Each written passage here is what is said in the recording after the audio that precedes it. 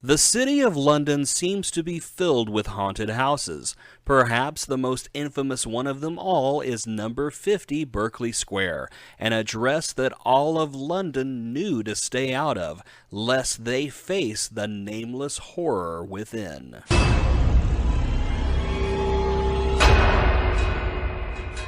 Number 50 Berkley Square stood out from the rest of the well-kept townhouses on its row. It was unpainted, rotting wood sides, and rust marked it as the abandoned eyesore it was. The morbidly curious would walk by the house, looking at its dilapidated exterior and broken windows to see the house that had been a legend since the 16th century. No one today remembers how number 50 garnered its reputation, but newspaper reports from the 1840s described the place as disturbed, haunted, and possessed by something demonic. In 1879, a magazine called Wayfarer ran a story about a girl who saw what they called a nameless horror inside the house that scared her so badly that she went mad and never recovered her sanity. Investigators said that the walls of the house, when touched, tingled with uneasy electricity.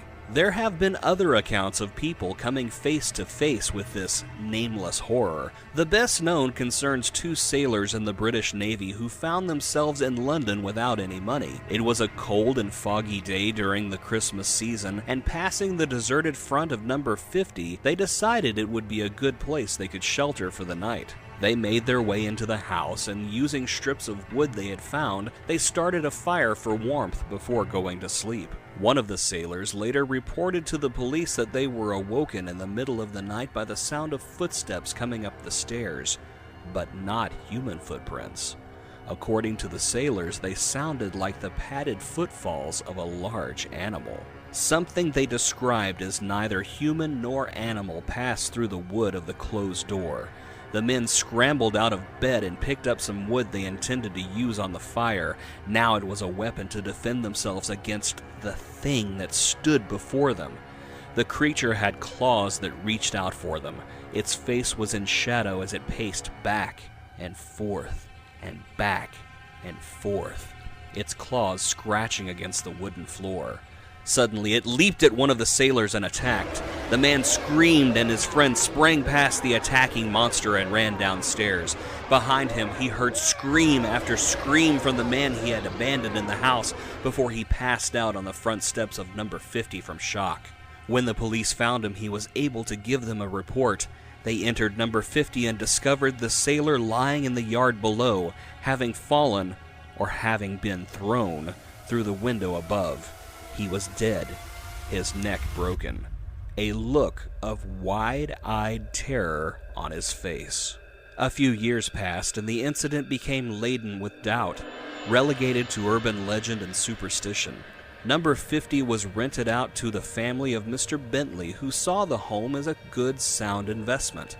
The family lived there and fixed the place up for several weeks with nothing out of the ordinary happening to them, but the youngest daughter suddenly began to complain that she didn't like the house. She said it gave her the creeps and there was a terrible smell, the smell of a zoo cage holding a large animal. She even complained that she heard something clawing at the floor at night and sniffing at her locked door.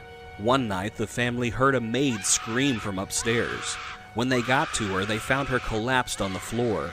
They rushed her to a hospital, but she died without a chance to explain what had happened to her. The family invited the boyfriend of their eldest daughter to stay with them. His name was Captain Kentfield, and he didn't believe in ghosts. He even volunteered to spend the night in the so-called haunted bedroom that had just claimed the life of the maid and the sailor all those years ago. The family gave him a bell to ring just in case he needed help. A few minutes after midnight, the sound of the bell echoed frantically through the house, followed immediately by the sound of a gun. Kentfield had fired his weapon. The Bentleys raced upstairs and found Kentfield on the floor, clutching his bedsheets. An army pistol by his side. His face was frozen in a silent scream. When he was examined by doctors, they could find no sign of wound or trauma. Captain Kentfield, a young and healthy officer, had died of a heart attack. The nameless horror had claimed another victim. People who have seen the nameless horror and escaped with their lives call it a great gray shape.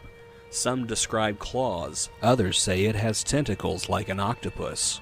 Number 50 Berkley Square was purchased by the Maggs brothers in the late 1930s and turned into a bookstore, and, in the years since, there have been no sightings of the nameless horror and no unusual deaths on the property.